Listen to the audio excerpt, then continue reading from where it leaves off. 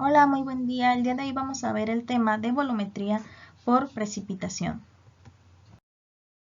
¿Cuál es el fundamento de este tipo de volumetría? En la precipitación intervienen equilibrios químicos heterogéneos que están directamente relacionados con la existencia de dos fases. La primera es la fase líquida, una disolución acuosa que contiene iones, y la segunda es la fase sólida, el compuesto químico de composición constante y fórmula conocida que es el precipitado.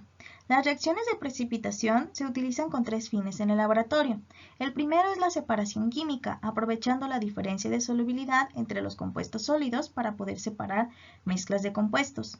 La segunda es la identificación de iones. La presencia de una determinada especie química puede ponerse de manifiesto por la aparición de un determinado compuesto sólido, es decir, en el área de química cualitativa. Y finalmente, en el análisis cuantitativo. Algunas reacciones químicas de precipitación son las bases de procedimientos volumétricos para la determinación de algunos aniones y de algunos cationes. Para que una reacción pueda utilizarse en análisis volumétrico, debemos requerir que la reacción sea cuantitativa, que ocurra rápidamente y además que se disponga de algún método físico o químico para detectar el punto final de la reacción, que es sumamente importante, ya que si no podemos detectar el punto final de la reacción, podemos cometer un error al momento de la cuantificación. Nosotros sabemos que los indicadores químicos son la vía más sencilla para la detección del punto final en volumetrías de precipitación, pudiendo distinguir aquellos que dan la formación de un compuesto coloreado, ya sea sólido en el método de Moore o en una disolución en el método de Vollard, o que absorben sobre el precipitado en el punto final de la valoración, esto en el método de Fajans. La mayoría de las aplicaciones de las volumetrías de precipitación implican al catión plata en la reacción de valoración, por lo que de manera común se suelen llamar valoraciones argentométricas o argentometría. ¿Cómo detectamos entonces el punto final en este tipo de valoraciones? En algunos casos se puede utilizar electrodos selectivos de iones para este tipo de titulaciones. Sin embargo, lo más común en volumetría es utilizar los indicadores que van a generar el cambio de color y en ocasiones la aparición o desaparición de turbidez. Las características de un indicador para estas titulaciones es que el color debe cambiar en un intervalo pequeño de concentración del analito y además el cambio debe ocurrir en la parte con mayor pendiente en la curva de titulación, denominado zona de Vire. Aquí tenemos una curva de titulación y de una titulación de tipo precipitación o argentométrica. Las curvas para las reacciones de precipitación se obtienen de un método similar al descrito en las volumetrías de neutralización ácido fuerte, base fuerte. Si se fijan, la forma es muy similar y tenemos también una zona de Vire. Durante una volumetría por precipitación se produce la combinación de un anión y un catión para dar la formación de una especie insoluble. La curva de valoración se define como la representación de la concentración del catión que se denota como PM o PA como potencial en función del volumen del valorante que lo tenemos en el eje X, que puede ser tanto el metal como el anión.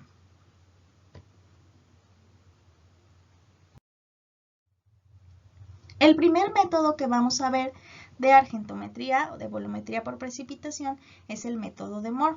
Este consiste en la determinación de halógenos, comúnmente cloruros o bromuros o ioduros, utilizando como agente titulante nitrato de plata. El indicador es una sal soluble de cromato que reacciona con el agente valorante cuando todo el halógeno ha precipitado. Entonces, el primer exceso de plata forma un precipitado de color rojo ladrillo, que es el cromato de plata, que nos indica el punto final de la valoración. Aquí tenemos que lo primero que se forma en este proceso es que los cloruros reaccionan con el nitrato de plata, formando, en este caso, cloruro de plata. Una vez que se forma cloruro de plata, vamos a comenzar a ver un precipitado blanco. Cuando justamente se esté consumiendo todos los cloruros, entonces la plata que se encuentra ligeramente en exceso, va a reaccionar con el indicador presente, que es el cromato, el ion cromato, y lo que va a formar es cromato de plata. El cromato de plata nos va a dar una coloración rojo ladrillo, también como un precipitado rojo ladrillo, lo cual nos va a indicar que la titulación debe de concluirse, que es el punto final de la valoración. Recuerden que en el punto de equivalencia y el punto final de una titulación suelen tener una cierta diferencia pequeña, pero el punto final pues nos ayuda a observar como analista cuándo se debe detener la titulación. El cromato de plata es más soluble que el cloruro de plata. Por lo tanto, cuando los iones plata reaccionan con una solución que contiene una concentración mayor de cloruro que de iones cromato, primero va a precipitar el cloruro de plata. Por eso es que en la primera parte de la titulación observamos la formación del precipitado blanco de cloruro de plata. El cromato de plata no se va a formar hasta que la concentración de plata sea lo suficientemente grande para que exceda el Kps del cromato de plata. En soluciones alcalinas se debe de cuidar mucho porque si la solución es alcalina se van a precipitar óxidos de plata. Esto va a ocurrir si el pH de la muestra es mayor a 10.5. El formar óxido de plata es una reacción indeseable. Por lo tanto, cuando utilizamos el método de Moore, debemos de tomar en cuenta que el pH ideal para esto es de 6.5 a 7 máximo. Si nosotros excedemos ese nivel de pH, corremos el riesgo de que ocurra esta reacción y que no podamos observar de manera fácil o correcta la precipitación y la formación del complejo de cromato de plata.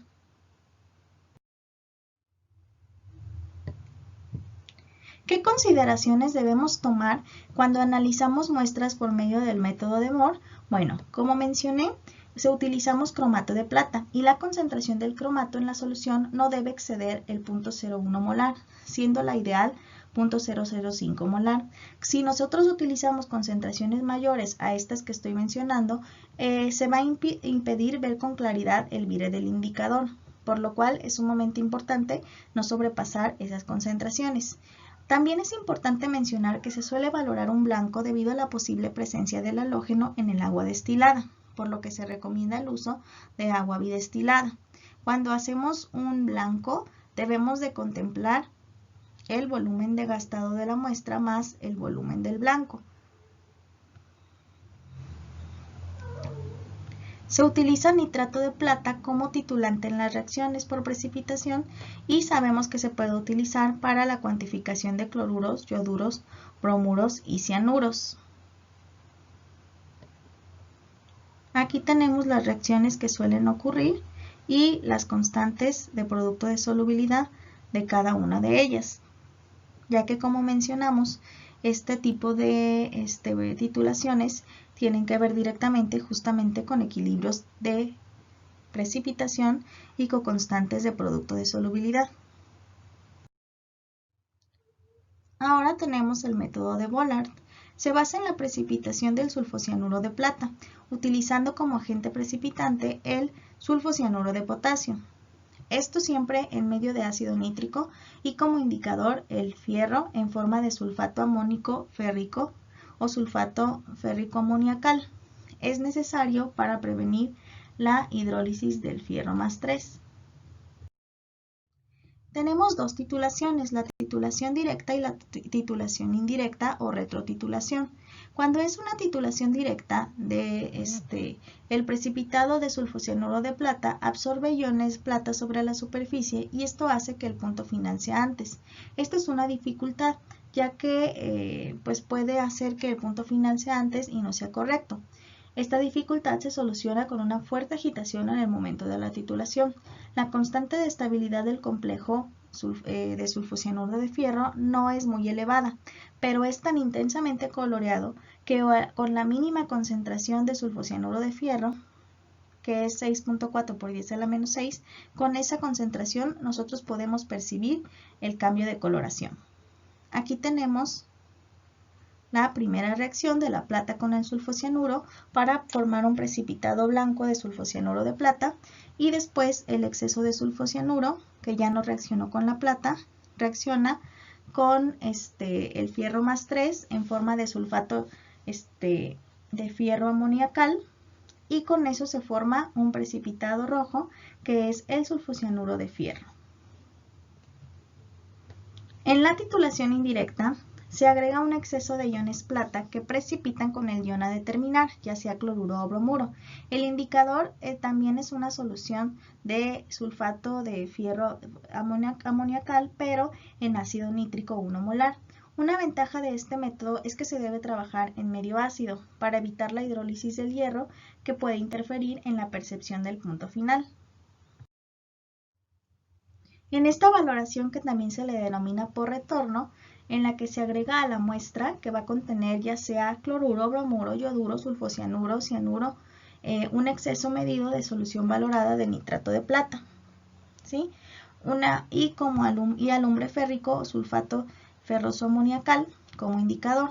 Una cantidad de nitrato de plata estequiométricamente equivalente a la cantidad de analito presente en la muestra va a reaccionar con este y va a precipitar. Luego, este exceso de nitrato de plata lo vamos a valorar con una solución de sulfocianuro de potasio hasta la aparición del complejo rojo de sulfocianuro de fierro. ¿Cuál es la secuencia de este procedimiento resumida?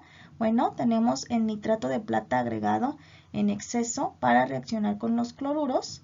¿Sí? Esto va a formar el cloruro de plata más una cantidad que no reacciona de plata, y después se vuelve a titular, pero ahora con el ion sulfocianuro, y la plata que no reaccionó reacciona justamente para formar el sulfocianuro de plata. Ya para observar el punto final, y cuando ya no exista plata capaz de reaccionar con el sulfocianuro de potasio, entonces vamos a tener que el fierro en la sal de sulfato de amonio amoniacal va a reaccionar con el sulfocianuro presente para formar el precipitado de sulfocianuro de fierro rojo, que nos indicará el final de la titulación. ¿Qué consideraciones debemos de tomar al realizar el análisis? El punto final es la formación de un complejo soluble color rojo. La titulación debe realizarse bajo ciertas condiciones ácidas siempre, si no puede hidrolizarse el fierro y haber un error en la reacción y en la titulación por consiguiente. Para la determinación de haluros se debe realizar la titulación indirecta o por retroceso siempre. Se pueden valorar otros aniones que precipiten con sales de plata. Sin embargo, para que el análisis sea confiable, la sal de plata debe de ser más insoluble que el sulfocianuro de plata, y es importante que siempre se utilice agua bidestilada para este tipo de reacciones. Finalmente vamos a ver el método de Fajans. En este método argentométrico se utilizan los denominados indicadores de adsorción. Los mismos son sustancias orgánicas de características ácido-base débil, que en determinadas condiciones son capaces de absorberse como contraiones sobre la superficie de un sólido, confiriéndole cierto color.